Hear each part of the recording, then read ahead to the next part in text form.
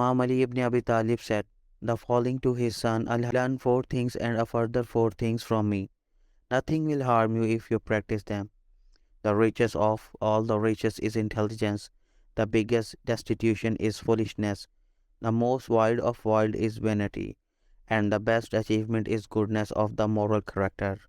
O son, you should avoid making friends with a fool, because if he intends to benefit you, he will harm you. You should avoid making friends with a miser, because he will run away from you when you need him the most. You should avoid making friends with a sinful person, because he will sell you for naught. And you should avoid making friends with a liar, because he is like a mirage, making you see far things as near and near things as far. Nahjul balaghaنہج, Sermon 38.